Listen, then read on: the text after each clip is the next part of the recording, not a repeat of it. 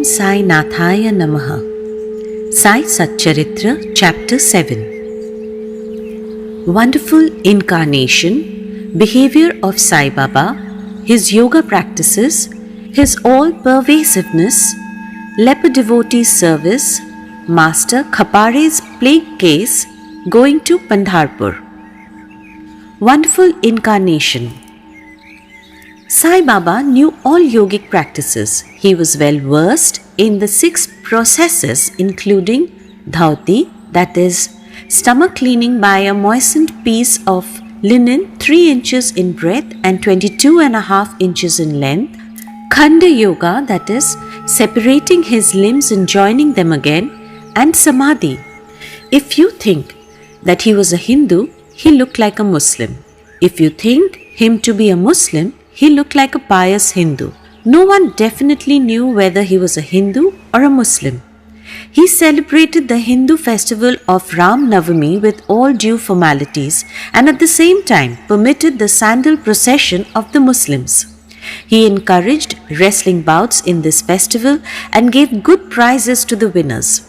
When the Gokul Ashtami came, he got the Gopal Kala ceremony duly performed, and on Eid festivals, he allowed Muslims to say their prayers in his masjid. During the Muharram festival, some Muslims proposed to construct a tajia or taboot in the masjid, keep it there for some days and afterwards take it in procession through the village. Sai Baba allowed the keeping of the taboot for 4 days and on the 5th day removed it out of the masjid without the least compunction. If we say that he was a Muslim, his ears were pierced.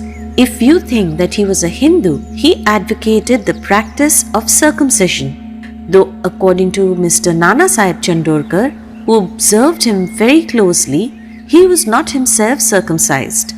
If you call him Hindu, he always lived in the masjid. If Muslim, he had always the dhuni, the sacred fire there, and the following things which are contrary to Muslim religion, that is grinding on the handmill, blowing of the conch and bells, oblation in the fire, bhajan, giving of food and worship of Baba's feet by means of arghya, that is water, were always allowed there. If you think that he was a Muslim, the best of Brahmins and Agnihotris, leaving aside their orthodox ways, fell prostrate at his feet. Those who went to make inquiries about his nationality were always dumbfounded and were captured by his darshan. So none could definitely decide whether Sai Baba was a Hindu or a Muslim. This is no wonder, for he who completely surrenders himself to the Lord by getting rid of his egoism and body consciousness thus becomes one with him and has nothing to do with any questions of caste or nationality. Such a one as Sai Baba was, saw no difference between caste and that of beings. He took meat and fish with fakirs but did not grumble when dogs touched the dishes with their mouths. Such a unique and wonderful incarnation was Sai Baba. On account of the merits in my past birth, I had the good fortune to sit at his feet and enjoy his blessed company. The joy and delight I derived therefrom was incomparable. In fact, Sai Baba was pure Anand and consciousness. I cannot sufficiently describe him, his greatness and uniqueness. He who took delight at his feet was established in his own self. Many sannyasis, sadhakas, and all sorts of men aspiring for salvation came to Sai Baba. He always walked, talked, and laughed with them, and always uttered with his tongue, Allah Malik, God is the sole owner. He never liked discussion or arguments. He was always calm and controlled, though irritable at times. Always preached full Vedanta, and nobody knew till the last who was Baba. Princes and poor people were treated alike by him. He knew the inmost secrets of all, and when he gave expression to them, all were surprised. He was the repository of all knowledge, still he feigned ignorance. He also disliked honor.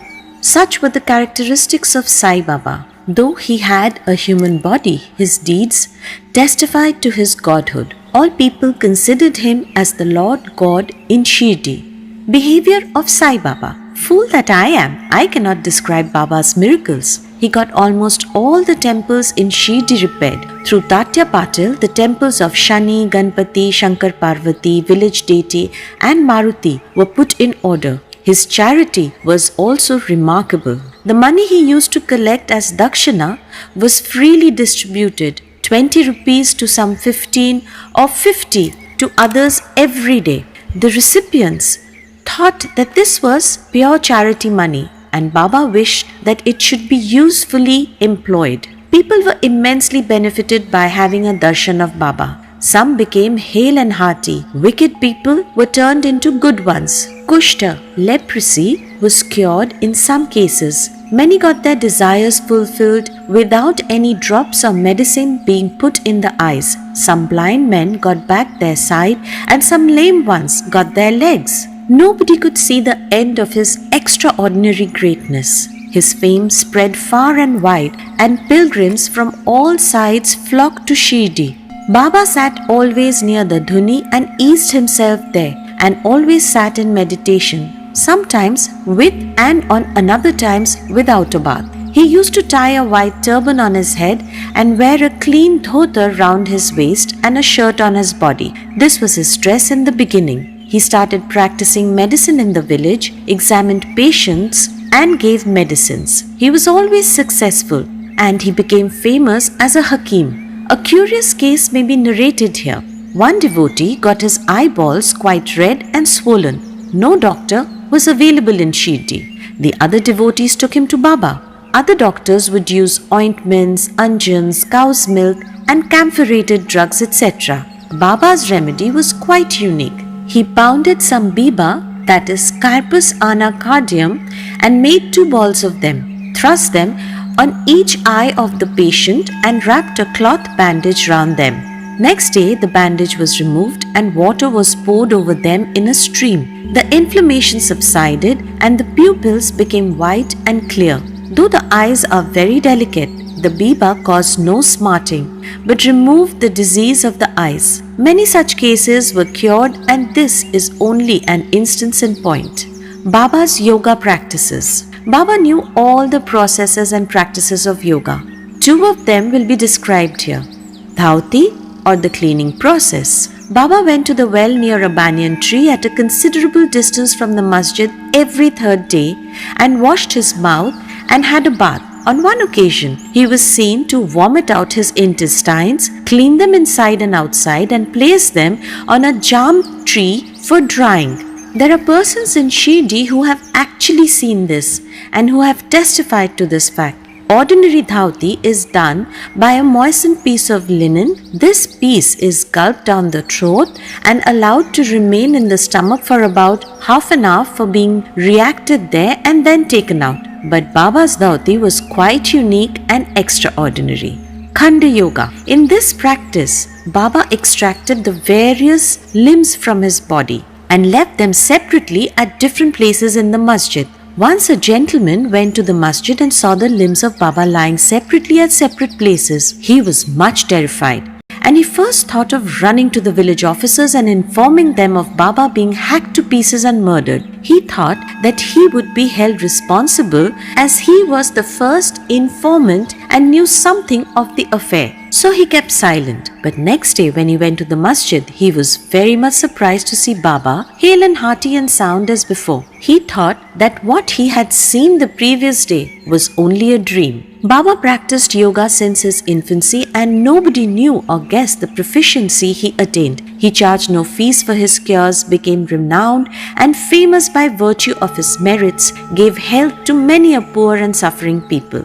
This famous doctor of doctors cared not for his interests, but always worked for the good and welfare of others, himself suffering unbearable and terrible pain many a time in the process. One such instance I give below, which will show the all-pervasive and most merciful character of Sai Baba.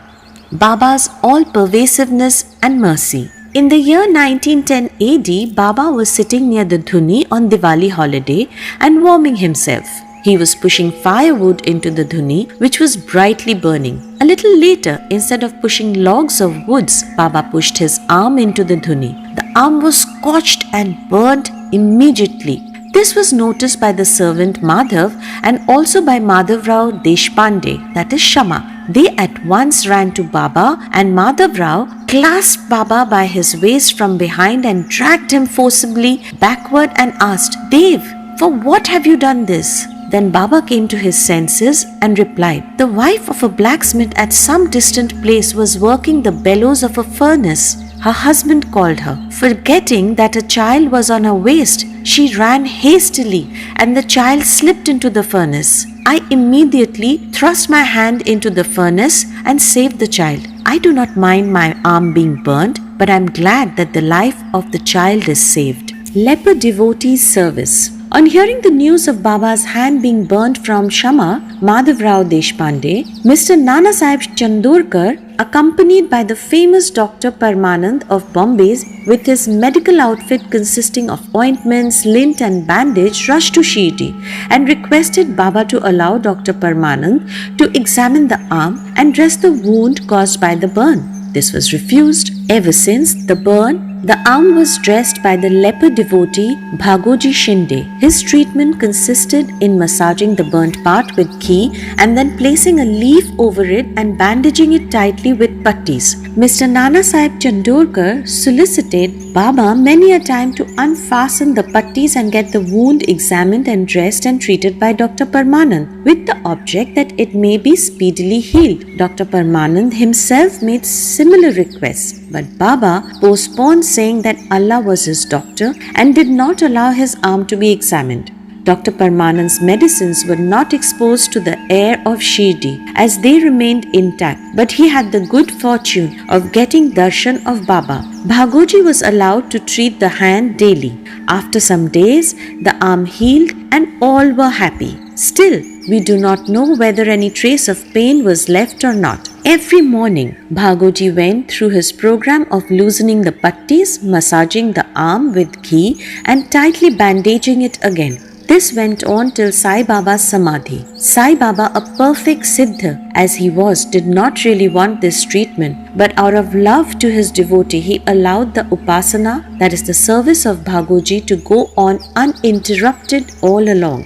When Baba started for Lendi, Bhagoji held an umbrella over him and accompanied him. Every morning when Baba sat near the post close to the dhuni, Bhagoji was present and started his service. Bhagoji was a sinner in his past birth. He was suffering from leprosy. His fingers had shrunk, his body was full of pus and smelling badly. Though outwardly he seemed so unfortunate, he was really very lucky and happy, for he was the premier servant of Baba and got the benefit of his company. Master Khapare's plague case.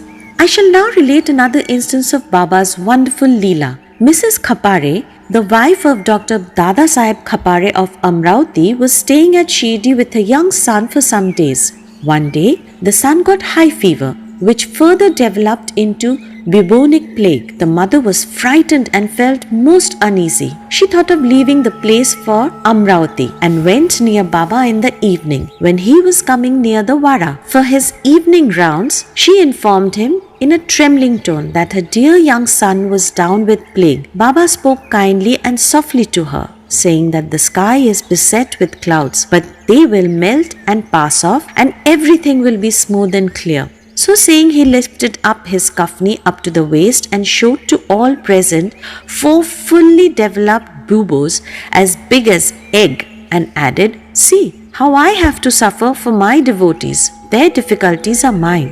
Seeing this unique and extraordinary deed, the people were convinced as to how the saints suffer pains for their devotees. The mind of the saints is softer than wax. It is soft in and out as butter. They love their devotees without any idea of gain and regard them as their true relatives. Going to Pandharpur and staying there. I shall now close this chapter after relating a story illustrating how Sai Baba loved his devotees and anticipated their wishes and movements. Mr. Nana Sahib Chandorkar, who was a great devotee of Baba, was Mamlatar at Nandurbar in Khandesh. He got an order of transfer to Pandharpur.